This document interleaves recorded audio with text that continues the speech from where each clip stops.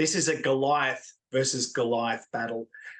If you look at TikTok, they have 100 million users worldwide. In Australia, I think their numbers are 8.5 million, and they generate somewhere in the region of 20 billion in revenue. They're a huge company. That's just an ad revenue. Universal Music Group has a market capitalization of about $50 billion. They're both massive, and the music business loves the artists to do the talking. And this is a very rare example of the record company and the corporate getting in front and having a fight. The two press releases that came out were bruising, and I don't think I've seen anything like it from a company in the music industry. And the argument is essentially about money. It's about the royalties that TikTok pays for the use of Universal Music. It's complicated because there are two big pieces of Universal Music. There are the recorded rights, and Universal has roughly 3 million of those, and there are the rights to songs, and Universal has the rights to parts of or all of 4 million songs. So those are big numbers. And as a result of this loggerhead in negotiations for licensing copyright, all of that music will realistically disappear from TikTok. That seems like it's going to have a dramatic effect on TikTok and its ability to, to reach the number of people it does, to allow their users to do what they do. These arguments happen often behind closed doors, but this argument has stepped out of those closed doors and into the public domain. It's spicier than any beef in hip hop right now. And it's also hard to see how both of those parties will sit down and negotiate, because Universal is accusing TikTok. It used the word bully in its statement. It used the word intimidate in its statement. And TikTok accused Universal of greed. So it's actually quite nasty. And look, if I had a bag of popcorn, I would have eaten it by now, and I would have organised another one. It's been interesting and almost fun to watch this thing play out. Yeah, well, a lot about this. Is TikTok mean? Do they not give their artists much money as Universal is claiming? We understand that TikTok, through its old licensing deal with Universal Music Group, which expired yesterday, it generated, I think, $100 million roughly, US dollars, for the bottom line of Universal. It seems like a lot, but for a company that generates tens of billions, Universal wants more. Universal is, as I mentioned earlier, the biggest of the music companies. And it has all of the biggest artists. It has Taylor Swift, it has Billie Eilish, Rolling Stones, you name it, hip hop, pop music, country music. It's massive. So to strip out that content on TikTok, we don't know what TikTok will look like after that. Certainly it would be a lesser platform. There's another side to that.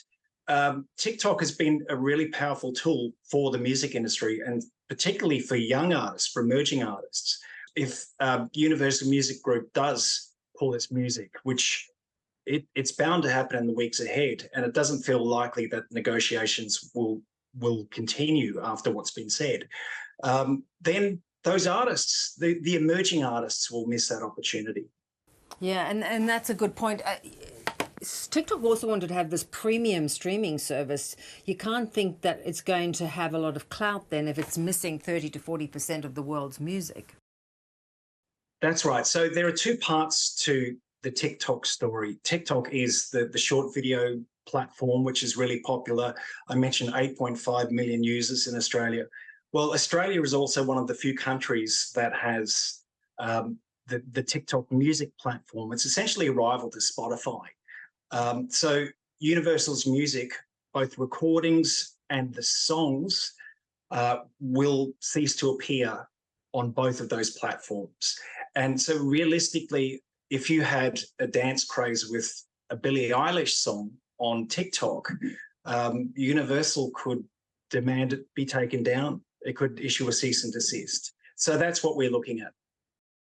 Do you think they're going to come to the party? As you say, it's been very sour, the press releases that have come out, but do you think ultimately they'll have to reach some sort of deal? You would think so. If you study Universal's press release, it points out, or open letter as they call it, it does point out that TikTok in its negotiations wanted to pick and choose really which artists were showcased on its platform. And Universal can take the moral high ground there by saying that its emerging artists, which really need the power of TikTok, would be left behind.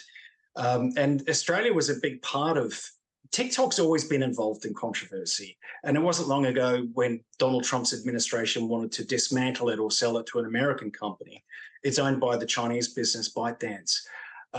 It's forever had a frosty relationship with the music industry. Never quite as frosty as this. I've called it the Cold War in a few articles.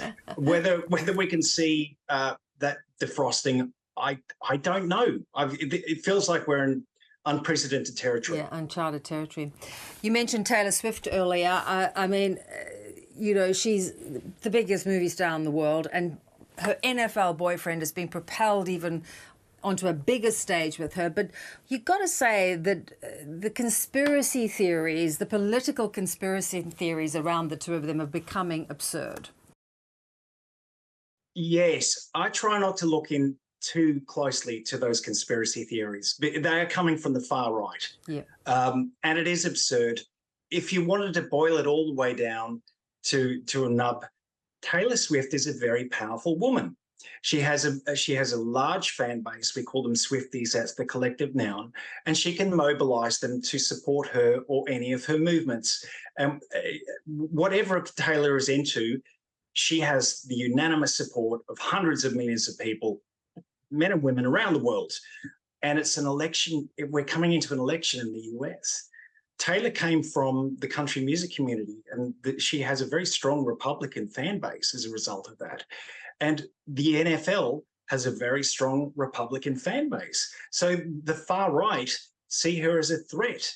Maybe she is a threat to them, but good on it. Like Taylor, she kept politics out of her persona until recently, really until Biden versus Trump. And she did endorse Joe Biden, and she did tell her supporters to get out and vote.